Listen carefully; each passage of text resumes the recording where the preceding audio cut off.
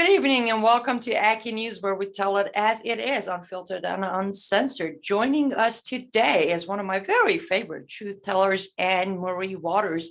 She's the leader of For Britain political party in the UK. Hi, Anne-Marie. Thank you so much for joining us today. Thank you very much for asking me. I'm delighted to chat to you. Oh, absolutely. Always a pleasure to hear your thoughts because they are the truth. And you know, I'm a big fan of it. Let's dive right in. Afghanistan disaster, I will completely blame it on Democrat Party of United States of America and recently on Biden administration. But I want to know, where does your government and your military stand as far as today in Afghanistan? Well, the whole thing has been, first of all, the whole thing is a disaster. Why did we should never have gone in the first place, is my view. Why we had all these people, all these lost lives, trillions of dollars, and here we are 20 years later, and the Taliban is back in control in a few days. Now, it's interesting you ask, where's the military and the government stand? This is an interesting point. There was an interview with a senior army guy here a few days ago, and the interviewer referred to the Taliban as the enemy, and he responded with, we mustn't call them the enemy. He called them country boys. They live by a code of honor. He was effectively praising them. And when asked, this is a senior military figure in this country, very famous in that military, when asked about the Taliban's treatment of women, he said, where is your evidence for this? So what we're seeing from the military is the sanitization of the Taliban. The press is engaged in a sanitization of the Taliban. In terms of our role in all this, the government seems to be silent on it. I think ignoring Britain's role in all this, taking its own people out. We've brought thousands of people out already, and they've moved on to, let's get Afghan refugees over here. So that's all we really hear from the government now. In some ways, it's fair enough because you can't go back, can you? So you've got to look at what, I think we do need to reflect on it, but we do have to think about what we do now.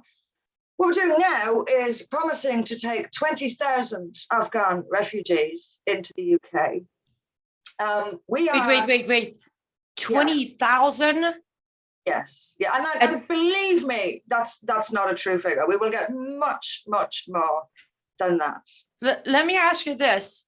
Is it safe to say these 20,000 Afghan refugees who were just, rescued, absolutely have no documentation, they have not been screened, you have no idea who they are, and majority of them are ages 18 to 40, just male figure, right? Right. I mean, we're not being told that that's what's going to happen, but that is what's going to happen. We are being told, the Home Secretary here, Priti Patel, she's telling us that it will be mostly women who, give me a break. Give me a break. Katie Hopkins put it so well the other day. She said, look, this is not the Titanic. This is not, these gentlemen will not stand aside and let the ladies go first. They will stampede over any women. The women won't be anywhere near any availability or opportunity to get out. We know this. So it's not going to, they're telling us it's going to be mostly women. Absolute nonsense. We know that's not going to be true. We know it's not going to stop at 20,000 either. And also, they did say that people don't even need passports. So they don't even need to be Afghan. And look, let's face it, last weekend, we had a record number, 800 people in one day, came in illegally, and you should see it. It's absolutely terrifying. The Kent coast was the south coast, near to France. They just walk in. They come in, and you've got people, families sunbathing on the beach and what have you, and in comes this boat. And these men get off the boat, all men, and just walk in to our towns. Just walk in. They just walk in. And this happens 800 in one day last Saturday. And the French intelligence services, it gets worse and worse. French intelligence services are telling the British government that some of these boats contain arms, that there are arms coming within these boats across from France. The British defences did nothing. absolutely. In fact, the Coast Guard, it was reported, the Coast Guard kept a distance from these boats for their own safety. So just to be clear, 800 people walked in to Britain, no idea who they are, no checks, no nothing. The French tell us that some of these people are armed, and our Coast Guard stays back for its own safety. That's Britain in 2021. We're actually letting armed people come into the country and just walk in. Just come up on the beach and just walk in. That's where we are. And that happens every single day, every single day. So the 20,000 Afghans is minuscule in comparison to who's actually the numbers that are actually coming here and just walking in. The irony of it is you don't have Second Amendment there. The irony of it is for 18 months or so, you've been all in lockdowns and wear the mask and get tested and get vaccinated. But then comes to these poor refugees from Afghanistan, have weapons, wear no mask, we won't get you tested for COVID. If you have it, we're not coming. I mean, you've done it before. And as you mentioned, our mutual, very smart friend, Katie Hopkins, has said it before. But here's the question you get all day long. What is your government thinking? Or rather, the better question, are they even aware of their doing? Well, you know, something else that I found out this week that was reported this week is that when refugees come here, they're sent to the poorest parts of the country.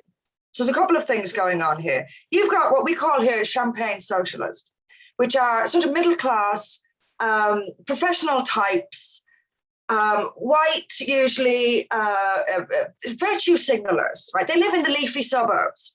Now, these are the ones who campaign for more and more and more and more refugees. And they campaign for it because the refugees are never sent to live with them. That's the point number one. So the government of MPs are the same.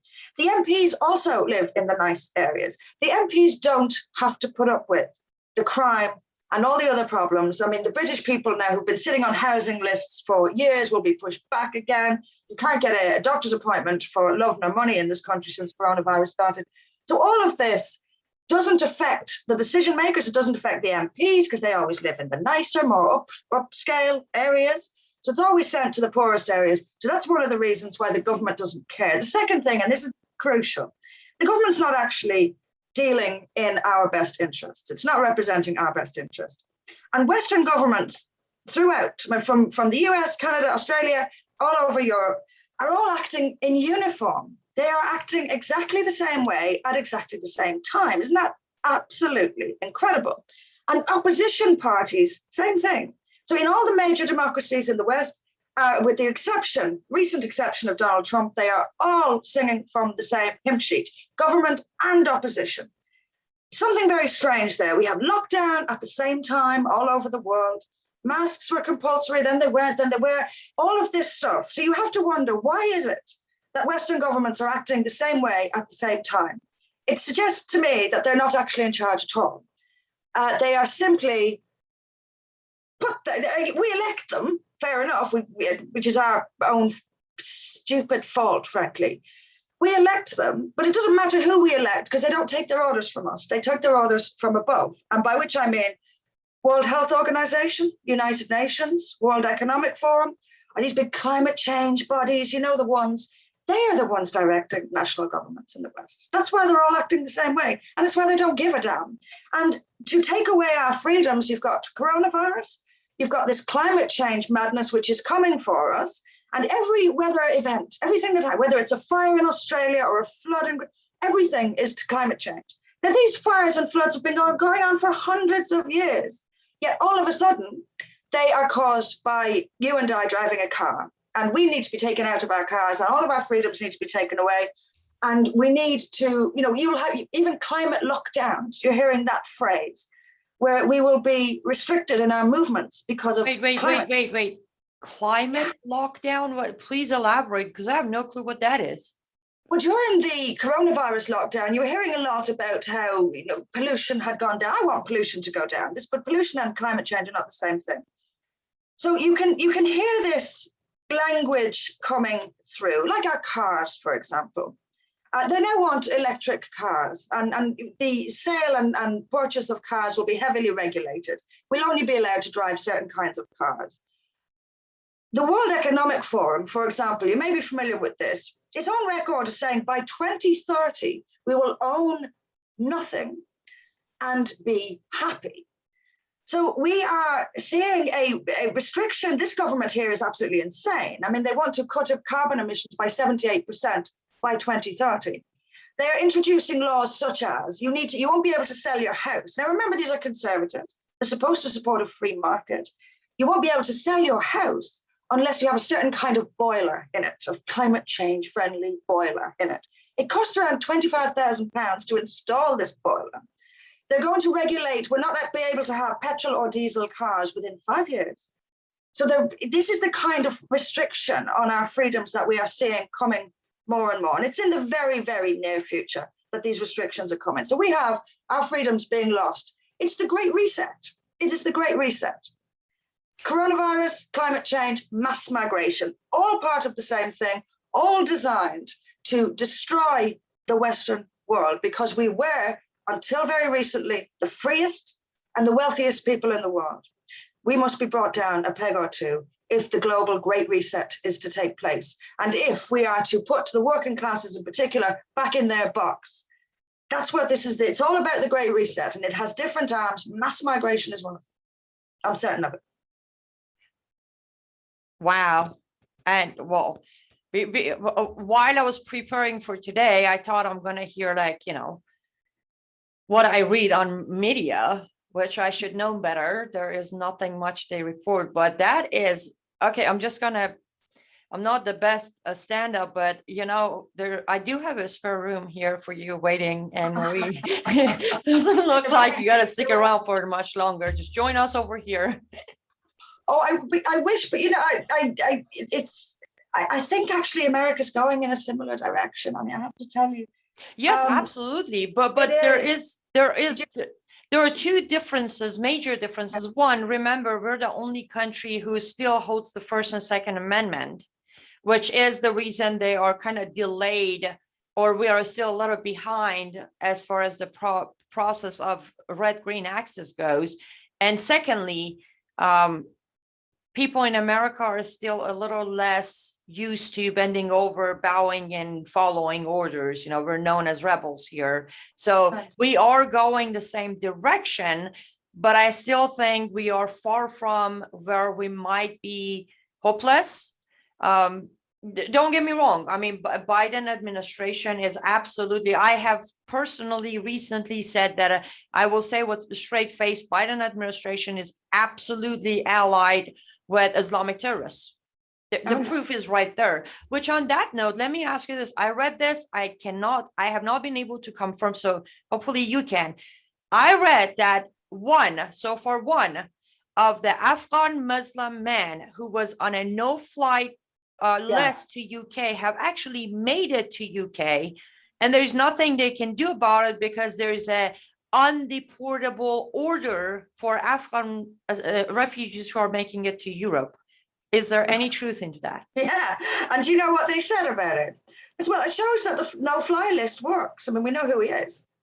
Oh, great! You know who he is. He's a threat to the country. You know who he is. That's great. I feel much safer now that you know who he is. It's going to be a flood of it.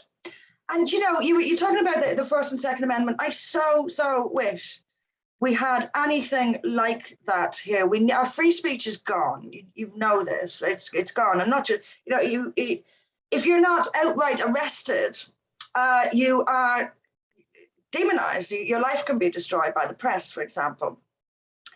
But yes, that is true. He's now in Birmingham. He'll probably be living off the British taxpayer for indefinite. Wait, he's not arrested either? Oh, he's not as far as I'm aware. Not as far as I'm aware. No. Wait, I understand that. Well, no, I don't actually understand the concept of undeportable. I don't agree with that. I don't understand that that's the joke, but not even arresting the person they know for a fact as a threat to the country?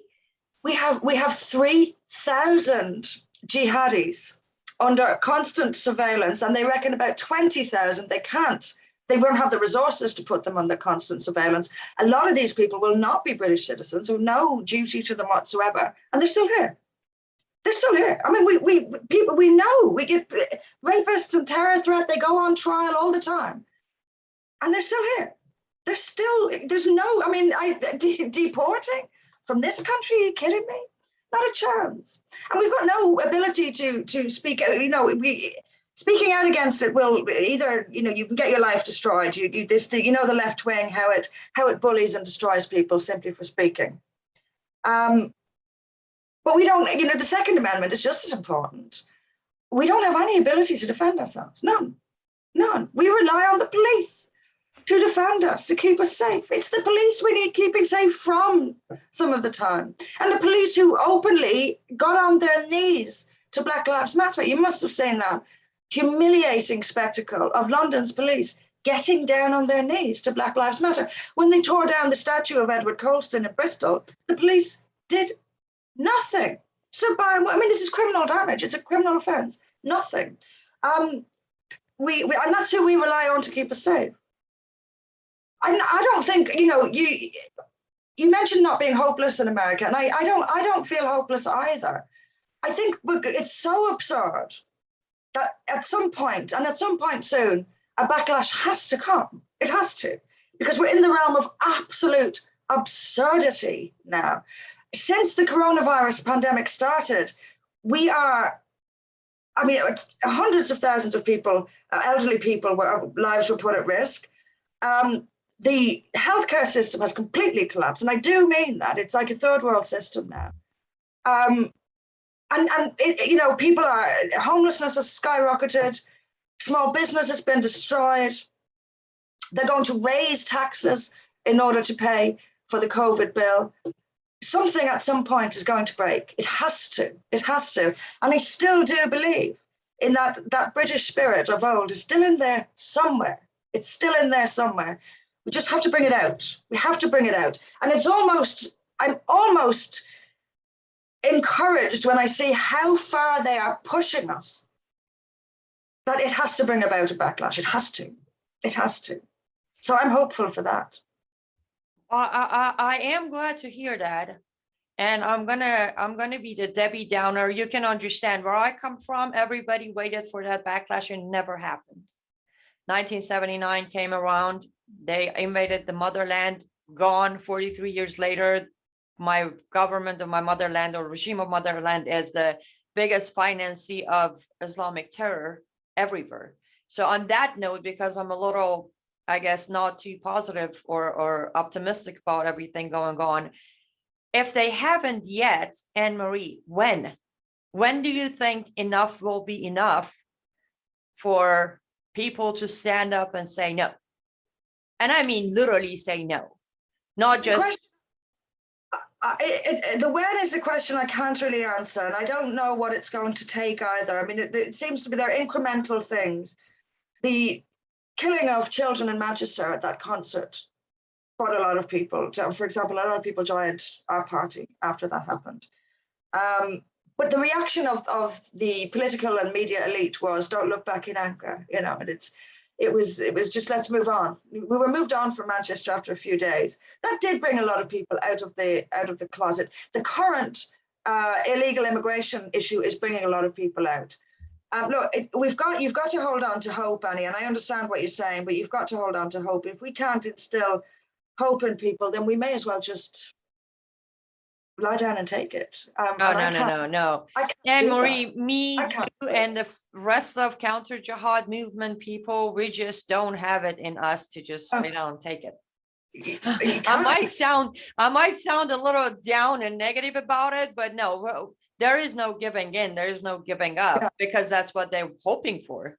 Yeah, and just as another point I want to mention about the refugees and the illegal immigrants coming in, all Muslims, Annie, all Muslims, and we don't take refugees who are Christian. For example, we didn't take Christians from Syria. We only took Muslims. We won't even take. You must have heard of Asia Bibi, this Christian woman in Pakistan who was sentenced to death. She's in Canada now. We wouldn't take her. Just one individual woman who would have caused no trouble whatsoever. And we wouldn't take her. And we wouldn't take her because we knew, Theresa May was Prime Minister at the time, she knew damn well, first of all, that Asia Bibi is no safer here than she is in Pakistan, because we've imported Pakistan. But also that there would be violent protests on the streets by Muslims if we took in this single Christian woman. We are living under the under the whip hand of Muslims in this country. We know perfectly well, if we crack down on child marriage or FGM or the other horrors that go on with impunity, rape gangs, whatever it is, if we actually did something about them, we know there would be a violent response from Muslims. And that's why they get away with absolutely everything.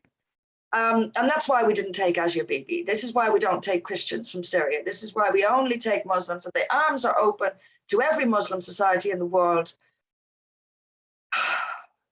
They want, I can only conclude that they want to destroy Western civilization entirely. This is a good way of going about it. Well, the global caliphate is real goal. Yeah. And Muhammad did say two things. Day of peace will not arrive until every breathing human is a Mohammedan and the heaven is under the shadow of the sword. That's sadly the reality of what we all are facing.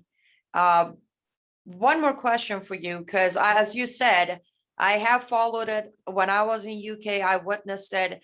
For many years, UK has been the sanctuary for Muslim Pakistani men to come in and create their grooming gangs and rape gangs and kidnapping gangs and all that. What do you see, or better yet, how do you feel about the fact that UK is doubling down on that, bringing now Muslim Afghan men who are most likely to either join those groups or just create their own and terrorize people, especially women and girls in UK? They will, and everyone knows they will. And we have sold out. European countries sold out women a long time ago by allowing this. I mean, they already, and when it comes to rape, the biggest offenders already in Europe are Syrians and Afghans. Those are I mean, you can have a list of the sex offenders in any European country. It's basically all Muslim. But way out in front, at the top of every list in terms of number of offences, is always Afghans and Syrians. And we know that that's what's going to happen, but the government doesn't care. And it is, in effect, choosing, it's choosing to allow more and more European women, British women and girls to be raped, and they will be, and their lives will be destroyed. The police will do nothing. The left will stand up for them, either deny it's happening. Some of the left still denies the grooming gangs happen. I mean, come on. They will deny it's happening. The press will cover it up, and we will have what we already have just multiplied. But it will only be white working class girls who suffer. So only white working class people care. Nobody else cares. The ones in the leafy suburbs, they don't care. The politicians certainly don't care. The political media elites, they don't care. It doesn't affect them.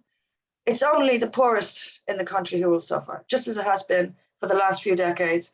And just more and more and more and more and more of them will suffer now. And, you know, it's the rapes that are committed against these girls are brutally, brutally violent. They are tortured. I spent a good, I wrote a report on the rape gangs a few years back, and I spent about a year and a half absolutely immersed in this issue. These girls are tortured. And if what is done to them was done to Guantanamo Bay detainees, then the world's human rights bods would be up in arms about it. But they're only white British girls, so nobody cares. And that is the reality of it. They don't care. They will inflict more and more and more of this on us. They know they are doing it, but they're only white, poor people. So nobody cares. Well, on all of that sad and heartbreaking and negative news, there's one good news, which is your party. So yes. Tell my audience about your party and give them a little bit of background of what you guys are doing, and let them know how they can join in any shape or form to help you grow the party. Yeah, thank you. I started For Britain 3 years ago, just under 3 years ago. I had stood to be leader of UKIP. And when I was the bookie's favourite to win the leadership of UKIP. And Nigel Farage and other people, senior people in UKIP, did not want this because my outspokenness on Islam, they think is racist somehow. So Farage organised an internal campaign to prevent me from winning. So when that happened, I left and set up For Britain. It is absolutely a fact to say that we are the only party in this country that will tell the truth about Islam, the only one. And we recently had a parliamentary by-election in a place called Batley and Spen. And this is a place in northern England which is dominated by Pakistani Muslim gangs, absolutely dominated. And even the local council dominated by Muslims. See, Muslims stand for election, the other Muslims vote for them, and suddenly you have councils all over the country dominated by Muslims. So there was a parliamentary by-election there. I stood in it. And it had just had the scenario. A teacher had showed a cartoon of Muhammad in a class in a discussion on free speech. He's still in hiding, this teacher, still under police protection. And this was in the area where this election was being held. So 16 candidates, 16 parties. It's really, some national attention. We were the only ones who said anything about Islam in this. And even with that scenario hanging over everybody, we were the only ones who said it. So there are several new parties in this country. We are outperforming them all. It's a long way to go. It's a struggle. We are outperforming. Of all the new parties, we are at the ballot box outperforming them all. Now, we want a restoration of representative democracy. I truly believe that when you sit down and speak to people face to face, the vast majority in this country do not want any more immigration. They do not want any more Islam. They are sick and tired of being at the bottom of the list of priorities. They are sick and tired of being told to swallow absurdities like men can become women. This whole transgender thing is another big issue here. They're sick and tired of being bullied by the police. They're sick and tired of political correctness. And we are the only ones that is genuinely standing up for those people. I have been battered for years for telling the truth about these issues. I have never backed down, ever, not one time, because I don't see the point in this. If you're able to be bought, if you're able to be manipulated or bullied into silence, what's the point in standing up at all? So I'm very, very proud of our party. We are hated by the far right, we are hated by the left, we are hated by the media establishment, we are the most demonized political figures in this country, and I'm extremely, extremely proud of that.